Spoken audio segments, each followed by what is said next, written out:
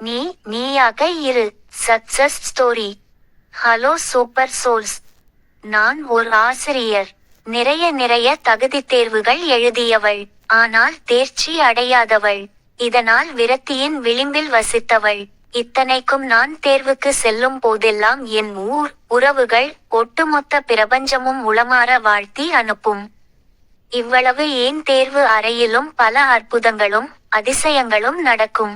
ஒருமுறை நான் ஒரு பள்ளியில் தேர்வு எழுதும் பொழுது நான் அமர்ந்திருந்த டெஸ்கில் ஆல் தி பெஸ்ட், நீங்கள் இந்த தேர்வில் கண்டிப்பாக வெற்றி பெறுவீர்கள் என்று எழுதி இருந்தது.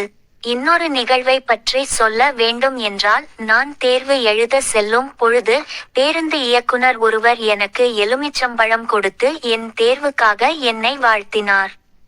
கேட்கவே இவ்வளவு நன்றாக இருக்கும்போது நான் எத்துணை மடங்கு நன்றாக இருந்தேன் என்று முழுமையாக சொல்லிவிட முடியாது. என்ன செய்வது? இவை மட்டுமல்ல, தோல்வியும் என் வாழ்க்கையின் ஒரு பகுதி என்பதை ஏற்றுக்கொள்ள வேண்டும். அதுபோல தேர்வு நாட்கள் மட்டும் அல்ல, வாழ்க்கையின் ஒவ்வொரு நாளுமே என் தகுதி மெய்ப்பிக்கப்பட வேண்டிய நாட்கள் தான் என்பது எனக்கு சரியான தருணத்தில் புரிந்தது. மேலும் தகுதி தேர்வுகளில் மட்டுமல்ல, வாழ்க்கை சோதனைகள் அனைத்திலும் சாதாரணமாக தோற்று போயிருந்தேன். அதுவும் சர்வ சாதாரணமாக தோற்று போயிருந்தேன் என்பதும் தெள்ளத் தெளிவாக தெரிந்தபோது மரணத்தை தாண்டி வாழ்வது போல் இருந்தது. எனக்கு என்ன பிரச்சனை? எனக்கு மட்டும் ஏன் இப்படி எல்லாம் நடக்கிறது?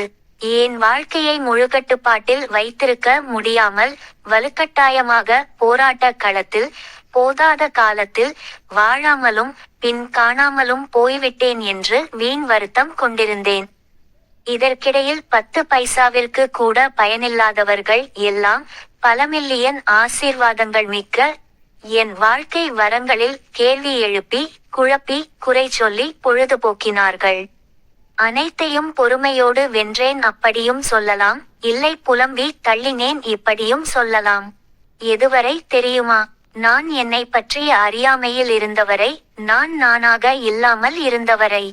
ஒருவேளை அன்றே நான் தகுதி தேர்வில் வெற்றி பெற்றிருந்தால் அம்முறை மட்டுமே வெற்றி பெற்றிருப்பேன். ஆனால் இன்றோ வாழ்க்கை டெஸ்ட் ஒவ்வொன்றிலும் ஆமாம் பாஸ் ஆகிட்டேன், நான் பாஸ் ஆகிட்டேன். ஜஸ்ட் பாஸ் தான். பரவாயில்லை, மனநிம்மதியாக இருக்கிறது, மனம் நிறைந்திருக்கிறது. இந்த அதிசயத்திற்கு முதல் காரணம் நீ நீயாக இரு என்ற பொன்மொழியை பொன்விதியாக நான் கடைபிடித்தது தான். நிச்சயமாக சொல்கிறேன், நான் நானாக இருந்ததால் தான் என்னை காப்பாற்றிக் கொள்ள முடிந்தது.